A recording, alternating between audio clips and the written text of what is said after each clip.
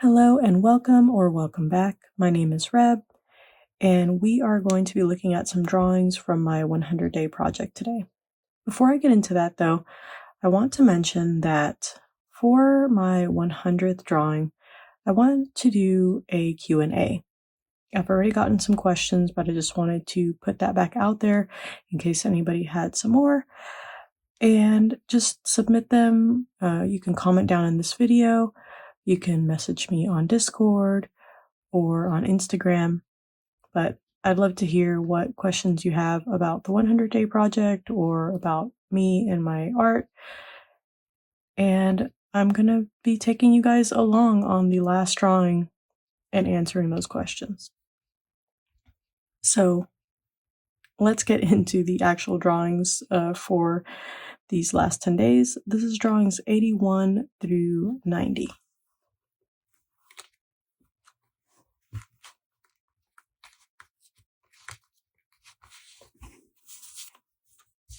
All right, so 81 starts with this, I'm assuming it's obsidian little arrowhead.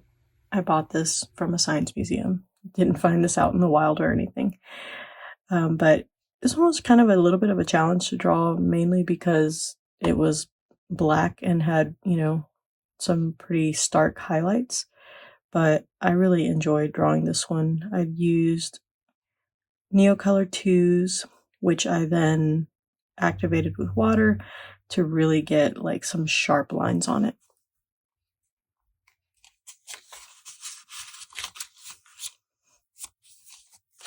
Next up was this little cluster of crystal. I'm pretty sure this is quartz. It looks like it's dirty, but it's actually more crystal that is on it. I don't know what kind of crystal or anything, but it's a little fun piece. This one is actually really challenging to draw because the crystals were so fine, and I was using Neocolors again, which, obviously don't have a very sharp points or anything. But I tried to at least get the general kind of shape and kind of capture the chaos that these crystals were, because they were all going like different directions. But it was really fun to draw. 83 are these two little, I guess, beakers. I can't remember which beakers are called what. I looked it up for one of the other drawings in here, and now I've completely forgotten. But yeah, they're just two little beakers. They're Pyrex. It says Pyrex on there. These were really fun to draw. I don't think that this is a very, realistic or accurate drawing of them, but I think it is cute. And I had a lot of fun picking the colors and just kind of exaggerating the little highlights and things like that. Next up is this little dried rose and little rock. So these two items obviously are not anything, significant as far as specimens go. They're just something that holds sentimental value to me. This little rose was part of a bouquet that was given to me by my partner when we first met, and I've held on to it all this time. And then this little rock that is literally a rock from outside was given to me by my son. And he was so excited to give it to me because it was triangle shaped and he had just learned about triangles. So it's just like a sweet memory of him just bringing me this rock and being so excited about it. Next up is 85. This is a little bottle that I found out on a trail. It didn't have it's not even a cork, it's actually a stick that I whittled myself. I can actually show you.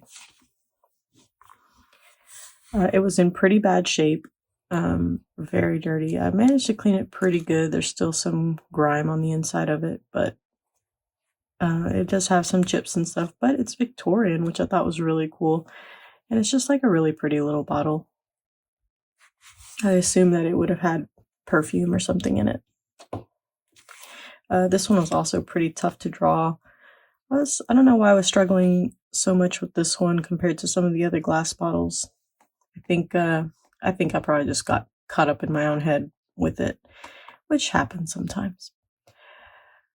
But the little details were really fun, and it had some reflections from, things kind of around it and the sky and the window. So it was fun kind of adding a little bit of color to it.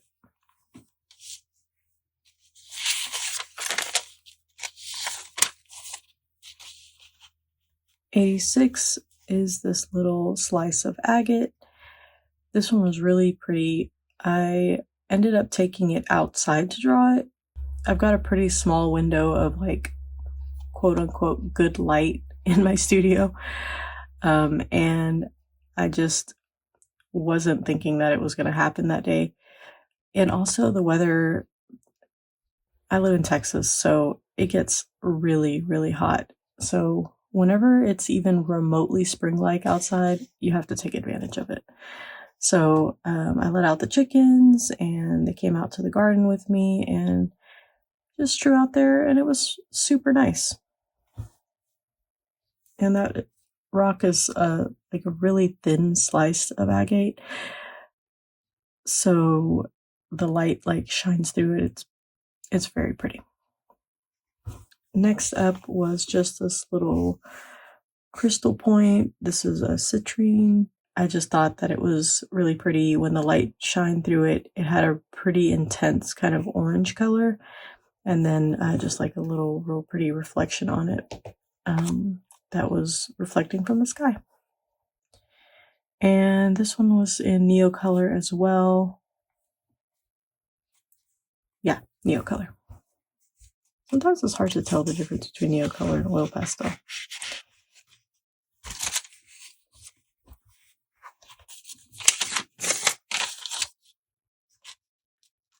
All right, next up is this little spiky shell.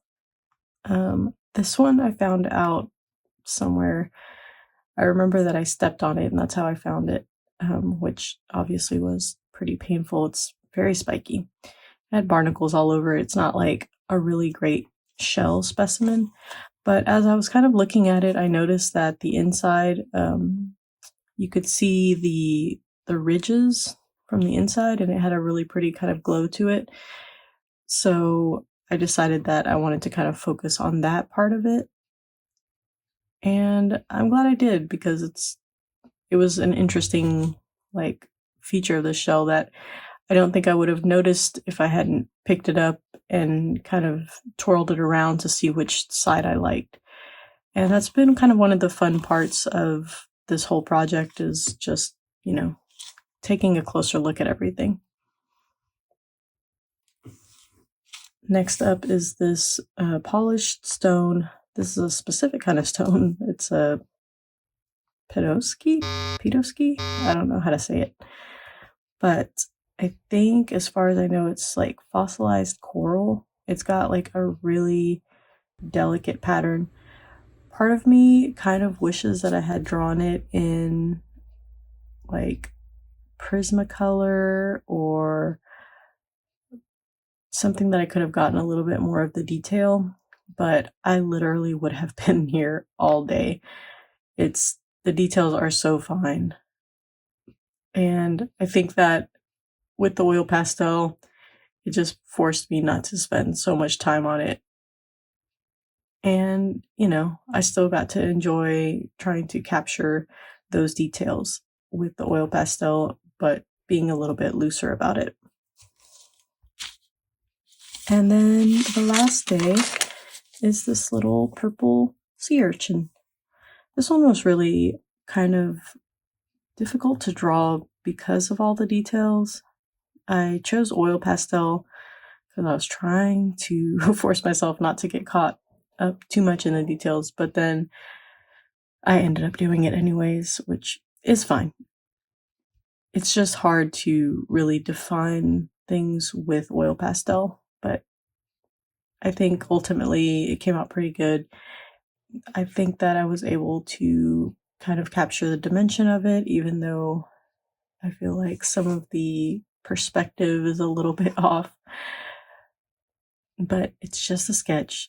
It's just for fun. So yeah, that is drawings 81 through 90. If you are enjoying this content and want to see more, please subscribe so that you can see how I finished this project. I've got some exciting ones toward the end here that I'm really excited to tell you about. And don't forget to submit a question for the Q&A that I'll do at the very end. I will leave it at that, and I will see you guys on the next and final 10.